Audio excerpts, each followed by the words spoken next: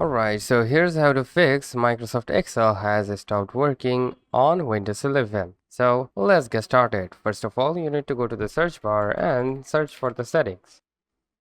Now from here on the left side, you'll simply go to the apps and now go to the installed apps. Right after that, simply search for Microsoft Office. There you go. Now from here, as you can see, we got this one, which is ENUS. So we will tap on these three dots on the right side and simply go with the modify.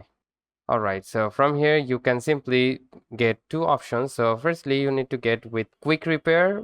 So if your system doesn't work for it or the issue hasn't been solved, then you need to go with the online repair. But for the first case, we will go with the quick repair and simply tap on the repair and once again tap on the repair. So it will take some time to repair your system or the Microsoft Office.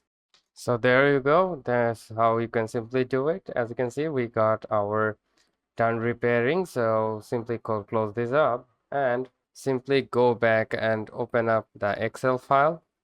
So let me just open up for real quick. And as you can see, the problem has been fixed. So that's how you can simply do it. Hope this video helps. If yes, please leave a like and have a very good day.